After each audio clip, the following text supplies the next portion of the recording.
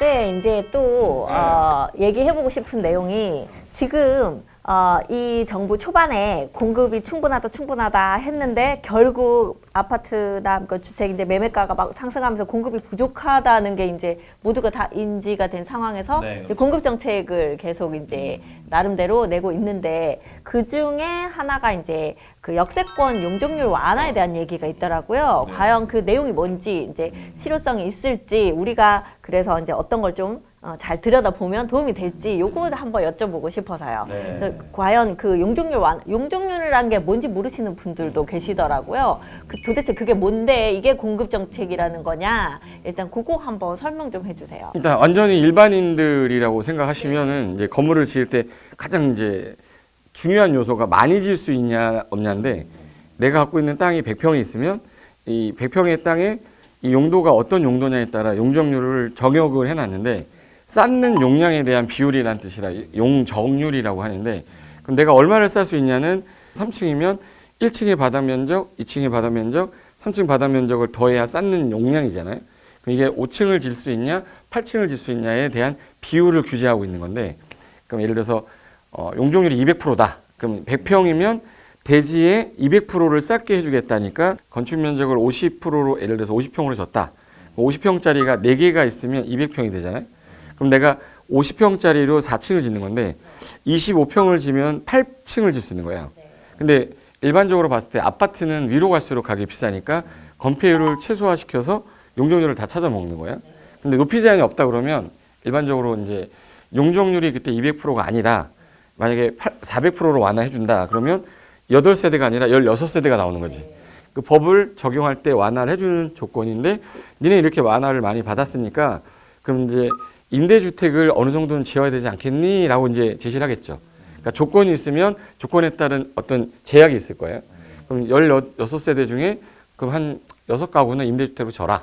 대신에 니네 16세대 지면서 나머지 더 증가되는 세대수가 있으니까 너는 수익률이 좋은 거고 주택량은 늘어나니까 정부 차원에서는 용적률 완화를 통해서 주택의 양을 늘리고 집 없는 서민한테 임대주택을 집어넣어 주겠다는 취지로 특정한 지역만 용적률 완화해 주겠다는 거야.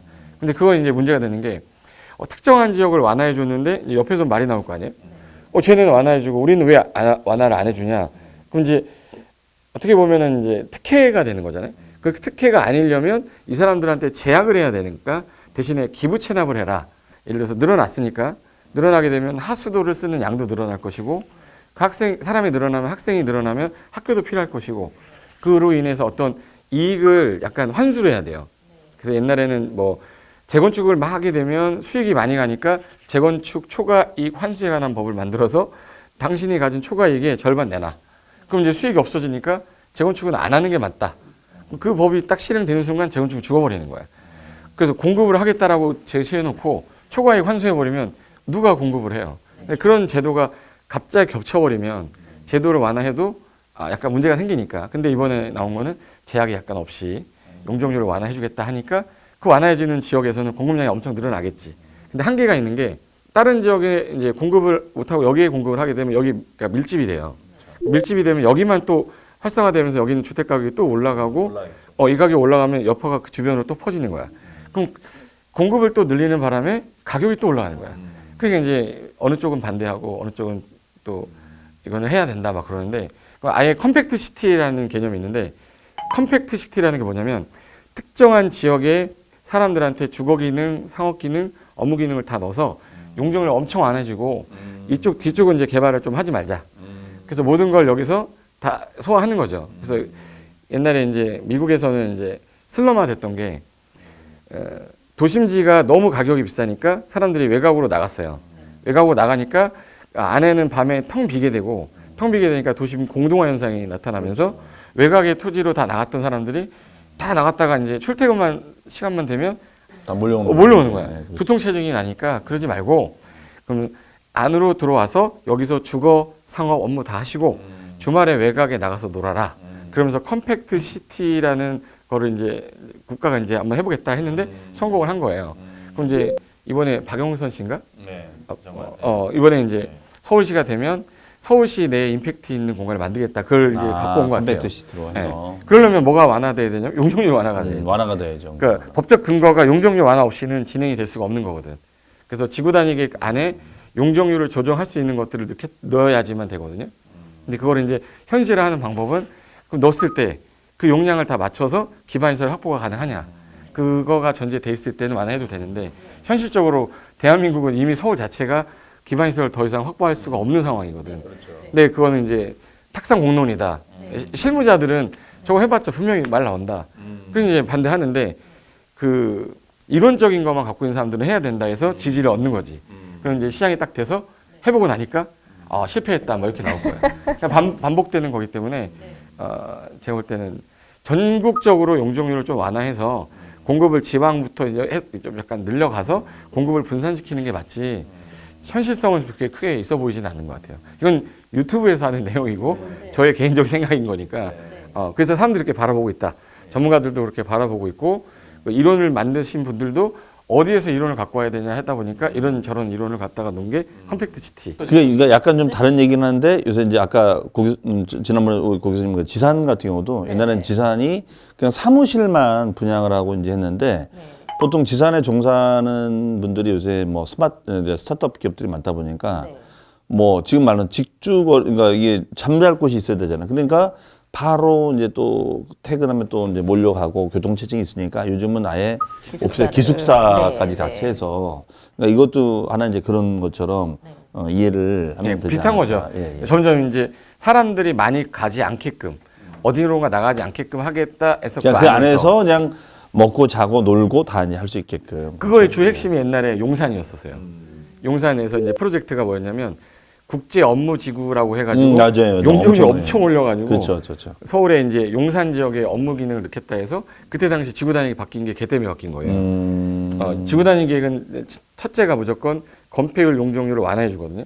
완화해 주는 대신에 문제가 발생하는 걸 막으려면 이 용량이 늘어난 만큼에 대한 기반시설의 배치나 규모를 어떻게 할 거냐라는 계획이 안 나오면 절대 완화가 안 돼요. 그렇죠. 그래서 계획을 짜다가 포기가 된 거야. 도저히 할 수가 없어서. 안 되니까. 그래가지고 그때 무산돼 버렸잖아요. 돈도 많이 들고. 그러니까 삼성이 포기할 정도면 삼성이 포기를 했다는 얘기는 못 한다는 얘기예요. 그래서 지금 그렇게 안 되는 거를 조만간 다시는 하겠지만 그 고밀도가 된다는 게 용산은 솔직히 교통 여건 좋고 입지도 좋고 주거 환경도 좋고 업무지구로도 좋아. 그렇죠. 근데 이제 그렇게 고밀도로 했을 때 어떻게 될 거냐. 비용도 많이 만만치 않고. 그래서 무산이 됐던 거를 차근차근 다시 해보겠다 해서 꿈틀거리고 있긴 해요. 정부 정책이 고밀도로 가겠다고 하니까 그럼 어디서 할 건데 다시 용산인 거야. 그 얘기가 그럼 그게 얼마 전에 뭐 발표한 뭐 공공 재개발을 하다가 뭐 정부가 공공이 나서겠다. 뭐 그건 또 지금 공공 재개발 그 주변에 뭐 빌려값도 많이 올라가는데 그러면은 그런 게 좀 성공하려면 어쨌든 정부가 공공이 좀 개입을 좀 어느 정도 어떤 개입을 좀 해줘야지 그런 것들이 좀 성공하는 이게 되게 애매한 게 네네. 공공이 들어가는 순간 민간인은 개발 안 하려고 그래. 그렇죠. 그래서 내가 돈이 안 된다. 수익을 다 가져갈 수 있는데 공공이 와가지고 야 너 나랑 같이 해서 용적을 완화해줄게. 감사합니다 했는데 대신에 이익 환수할 거야. 임대주택 넣어 그러면 니네랑 안 해. 그러니까 여기 딱 스톱된 거죠. 그래서 공공 사업으로 진행하겠다 그러면 이제 주민들이 다 반대를 하는 거예요. 우리가 먹을 이익을 공공이 들어와서 공공이 어떻게 보면은 이제 이거는 어떻게 보면 님비 현상일 수도 있어요. 내가 원하는 거는 우리가 자생으로 해서 재건축하면 수익이 많이 나오는데 공공이 껴서 공급량은 엄청 많이 늘어났는데 이 사람들 입장에서는 임대주택이 없길 바래요. 20억짜리 아파트 이 사람들의 얘기예요. 저 얘기가 아닙니다. 20억짜리 내 아파트 밑에 임대주택이 들어와 있으면 그 임대주택이 들어옴으로 인해서 우리 아파트의 부동산 가치가 떨어질 거다라고 생각을 하니까 근데 그 사람들의 말이 뭐 일리가 없는 건 아니죠. 내가 20년을 참고 40년을 참아서 진짜 재개발해서 나도 수익을 한번 먹어보려고 했는데 갑자기 그렇게 되면 나는 반대하는 거지. 근데 이 와중에 투자를 목적으로 들어온 사람들은 아무 상관없는 거야. 40년을 참아왔던 사람은 농물을 다 먹고 불편한 상황을 겪으면서 기다렸던 사람들이니까 그 사람들의 얘기도 들어주는 건 저는 맞다고 생각하거든요. 그러니까 이제 합쳐질 수가 없는 거지. 그러니까 이게 시기적으로 잘 안 먹히고 공공재개발 한다고 해도 막 호응을 못 얻었던 것 같아요. 그러니까 어쨌든 공공이 개발 취지는 좋지만 이제 이익에 대한 공유 문제 때문에 참 그러니까 쉽지 저는 않다. 확실하게 이익 주고 좀 용적률 더 완화시켜서 뭔가 좀 혜택이 좀 더 가게끔 해주고 늘리면 됐는데 항상 조금 더 이렇게 하니까 이게 뭐 애기 조금씩 뭐 반찬을 줄 때 왕창 줘야 되는데 맛있는 거 조금씩 빼먹는 거. 그러면은 그 지금 역세권에 뭐 용적률을 얼마나 완화해 준다는 건지 우리가 뭐 그러니까 좀 비유적으로 그러니까 지금 막 하는 얘기는 그럼 우리도 막 홍콩처럼 되는 거 아니야? 막 그렇지. 이렇게 막 살기가 오히려 주거 질이 너무 떨어지는 거 아니야? 지금 그걸 좀 걱정하잖아요. 그래서 실제로 이 정도 풀린다 하면 근데 저는 걱정되는 게 이걸 풀어주면 뭐 이미 막 거기는 건물들이 뭐가 있는 건데 그 땅을 풀어준다고 이 사람들이 힘을 모아서 여기다 아파트를 쑥쑥 올려줄지 어떨지 지금 그런 것도 그게 지금 힘이 애매한 거지. 그래서 서로 할까 말까 고민 중인데 찬성을 해야 되냐 말아야 되냐 조합원들끼리 다툼이 있는 거야. 그렇죠. 네. 맞아요. 참 쉽지 않은 문제인 것 그러니까 같습니다. 그거를 할 수 있는 구역도 그렇게 생각보다 뭐 그렇게 많을까 싶기도 하고 그 이렇게 찾기도 쉽지 않지. 네. 그리고 서울만 해주면 또 열받잖아요. 네. 다른 지자체라든지 지방은 어떻게 할 거냐. 그래서 시범적으로 한번 성공이 시범 사업을 되니까, 하겠죠 아무래도. 시범적으로 성공이 된 시범 지역이 있으면 그 사례 갖고 이제 계속 하겠다는 건데 그렇게 이 정부 치면 내에서는 쉽지 않아요. 얼마나 걸릴지 알 수 없는 일이 되는 그렇죠. 거예요. 이게. 네. 막상 그게 이제 실제 이제 실행이 되는 단계는 시간도 많이 걸리고. 만약에 이제 그렇게 용적률이 완화되면서 막 이제 아파트 올라가고 그게 실제로 비싸서 뭐 이제 또 돈 있는 사람들 들어간다고 했을 때 이게 높게 들어가면 이제 뒤에 뭐 일조권이나 채광이나 이제 생활 여건 안 그거를 그 뒷부분에 있는 사람들이 이제 피해를 보게 될 텐데 그러면 그 사람들이 가만히 있나요? 이거 어떻게 그렇죠. 지금 인주권 그러니까 아직까지는 그런 거에 대한 이제 민원은 안 들어와도 일조 침해라는 거는 법에서 정해져 있는 게 어쩔 수 없어. 주거 지역일 때는 일조 제한을 받는데 얘네들이 종상을 하려면 용도 지역을 준주거로 바꿔요. 준주거 지역은 일조 제한을 또 안 받아. 그러니까 얘가 훅 올라가는 거야. 아 그래서 지금 네. 지구단위 계획에서 그 준주거로 바꾸는 종상향으로 거죠. 이거를 준주거로 바꿔버리니까. 그러면서 이제 말을 올라간 못하게. 거죠. 그렇죠. 그렇게 되는 거네요. 용도도 이제 같이 바뀌는 거니까. 이번에 이제 그게 또 문제가 되지 않냐 하면서 그저께인가 뉴스 나왔던 게 뉴스가 어떻게 나왔냐면 이제 용적률 상향도 있지만 그동안 우리가 이제 일조 제한을 전용 주거 일반 주거 지역에만 해오다 보니까 그 높이가 9m를 초과할 때부터는 높이 절반을 정부방에서 띄워야 되는 규정은 아닌데 일반인들은 모를 수 있어요. 그럼 이제 그 세바토에 제가 찍었던 거 중에 일조 제한 찍어 놓은 게 있으니까 그거 참고 한번 해보시고 그 규정이 어떤 거냐면 이게 간단하게 말하면 주거 지역이 있으면 북쪽 방향에 만약에 이제 내가 대지가 있으면 그쪽 방향에서 약간 띄어야 되는 이유가 해가 북쪽이 아니라 남쪽에 기울어 있어서 이 남쪽에 기울어져 있는 것 때문에 이 건물이 올라왔을 때 가려요. 그럼 북쪽에 있는 건물이 햇빛을 못 받으니까 이 건물을 북쪽에서 띄워주면 햇빛을 받을 거 아니냐. 그래서 북쪽 방향에서 1.5m 정도 이상을 띄어서 9m까지는 올라오게 해주고 9m를 초과할 때부터는 그 이 높이의 절반을 띄게끔 해서 그러면 이제 이런 계단식이 나와요. 그러니까 딱 어느 지역을 가든 서울에 주거지역 가면 무조건 엘리베이터는 다 남쪽에 있어요. 이게 중간에 꺾이니까 여기다가 엘리베이터 할 수는 없잖아. 다 남쪽에 엘리베이터야. 근데 남쪽에 엘리베이터를 두면 안 돼. 창문을 둬야 되는데. 그렇죠. 햇빛 받아야 되는데. 네. 근데 건물의 구조가 되게 안 이쁘게 나오는 거야. 그럼 이제 이 엘리베이터를 남쪽 중에 저 끝으로 넣어서 나머지를 거실로 빼야 되니까 항상 일률적인 건물이 되고 그리고 이쪽에서는 꺾였으니까 남들 안 볼 때 샤시해가지고 불법을 하는 거야. 그러니까 서울시의 건물에 뭐 천지가 불법이잖아요.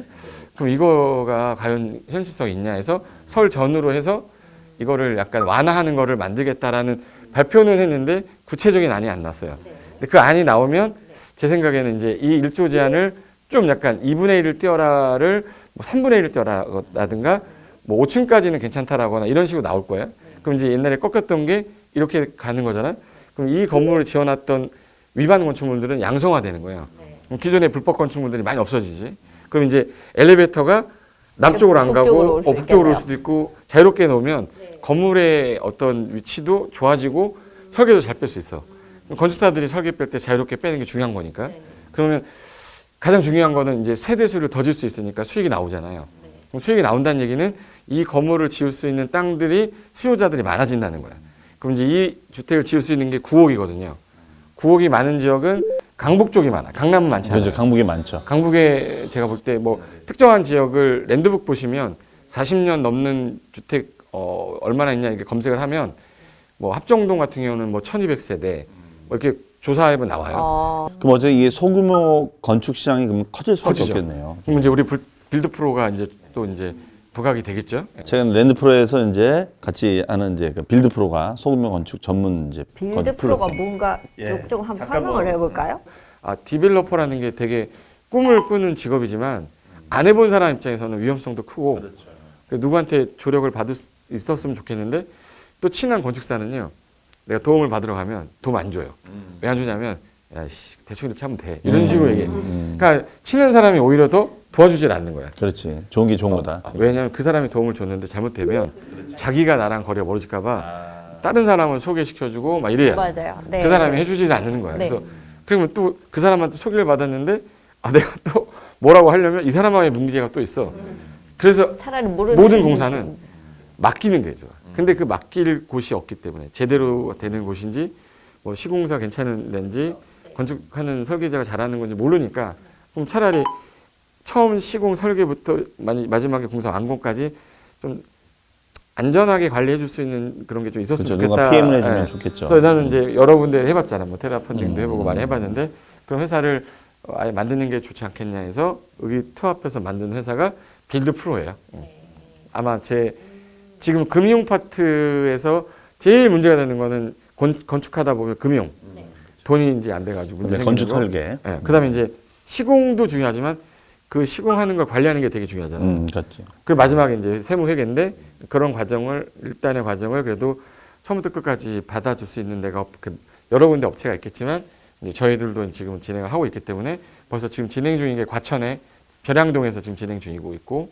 그러면은 빌드 프로에 하려면 내가 토지 땅이 있으면 가서 이제 상담을 하고 그렇죠. 그 과정을 하면 네, 되는 그런 네, 건가요? 네, 아니면 네. 땅을 매입하는 것부터도 이렇게 그렇죠. 우리 랜드고도 있고 미스터홈즈도 있잖아요. 네, 뭐 이제 중개 중개 저 툴이 자격이 우리 되시니까 네. 뭐 이제 고객 중에는 이제 뭐 땅을 처음부터 사는 것부터 도와주세요 하는 분도 있고 그럼 이제 아니면 결정으로 본인 그냥 땅을 하면? 가지고 오시는 분도 있고 이제 검토를 맡아서 이제 하시는 거죠. 세종시 같은 경우도 택지 공공택지 갖고 있는 사람들이 있는데 건축을 하고 싶은데 불안해서 못하는 분들이 있으면 그분들이 있으면 이제 어차피 이제 대표님이 우리한테 연락 주시면 저희가 다 알아서 그러면은 우리 10년 늙는 거를 방지할 수 있다 이거죠.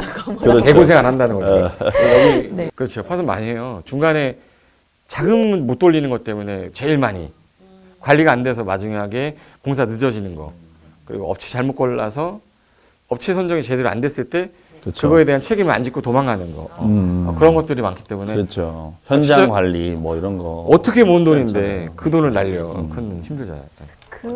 그렇다고 하면 지금 이 그 1조 제한이 완화되는 그것 때문에 지금은 다들 스탑하고 기다리고 있겠네요. 이게 그렇죠. 또 발표가 나야 뭐가 나오는지 설계를, 알아야지. 네, 나와야지. 네, 설계를 거기서 제일 중요한 게 네. 내가 분명히 오늘 내가 확실하게 말씀드릴게. 분명히 1조 완화해주는데 주차장 완화 안 해주면 의미가 하나도 없거든요. 아, 세대수 그거 늘었는데 왜 그렇죠? 주차 대수가 완화가 안 되면 세대는 늘었는데 주차가 많아. 그러니까 8가구를 질 수 있어. 네. 근데 주차장이 8대가 나와야 돼. 근데 땅에 8대가 안 나와. 그럼 얘는 못 져요. 그럼 이제 뭐가 생기냐면 또 불법이 나와. 2층, 3층을 근생으로 해놓고 주차 대수를 맞추고 나중에 그 근생을 또다시 불법으로 주거 형태로 바꾸는 그 또 사례 나오기 때문에 저는 이제 분명히 그게 주차장에 대한 어떤 완화 규정이랑 1조랑 그리고 기반시설을 같이 어떤 안을 나오지 않으면 이 택상에서만 법을 만드시는 분들은 용적을 완화해주면 그런 거 없어지지 않겠냐 누구한테 근데 들었겠죠? 주차장에 또 문제. 근데 주차장은 전문가 아니면 몰라. 그걸 꼭 강조해 그게 줘야겠네요. 설 전후로 정부가 이제 약간 인심을 많이 좀 얻기 위해서 발표한다고 그랬거든요.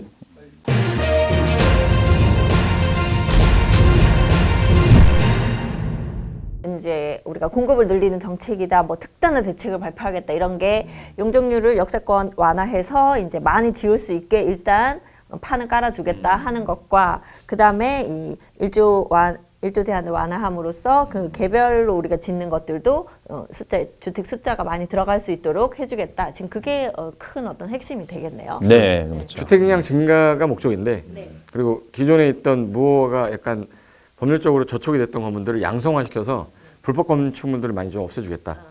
기존에 불법이었던 게 합법이 되는 거니까. 그렇죠. 그래서 양성화될 수 있는 것도 그러면 기회를 긍정적으로. 주겠다. 그래서 항상 보면 불법을 해놓고 버티면 된다. 이런 그게 우리 10년. 불법으로 버티면 그래서 된다. 불십이라고 하는데 불법 건축물 10년만 갖고 있으면 돈 된다 막 이런 거 있어요. 양성화가 10년에 한 번씩 나오니까. 네.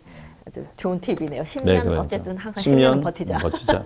이행강제금 안 맞게끔 동네 사람들한테 잘하고 네. 항상 민원 잘해야 들어오지 돼. 않게끔 하고 그러니까 모든 사람한테 잘하고 그러면 괜찮을 것 같아요. 네. 그러면 마무리를 한번 과연 이런 거 발표 났을 때 우리 주택 시장 좀 잡힐까요? 저는 이걸로 인해서 대규모 공급이 막 늘어나진 않겠지만 기존에 있던 약간 이제 구도심지의 오래된 주택들이 재개발 재건축으로 묶여 있는 지역들은 어쩔 수 없지만 그게 아닌 지역, 뭐 재생 사업을 하는 지역이거나 그런 지역은 활성화될 수 있기 때문에 분명히 부동산 시장의 공급을 늘릴 수 있는 기회는 될 거라 약간 이 아파트가 공급이 되는 거는 금액대가 높지만 이 우리가 서민형 주택으로 늘어나는 거기 다세대라든가 때문에 이런 거. 이제 무주택자들한테 기회가 조금이라도 더 가서 이 제도는 좀 약간 실행이 됐으면 좋겠다. 개인적인 바람이고 어떻게 발표되냐는 나중에 나오고 나서 그다음에 이제 설명을 해드리면 될 것 같아요. 네. 부티크 오늘 여기까지 하겠습니다. 여러분 구독과 좋아요. 알림 설정. 네, 고생했습니다.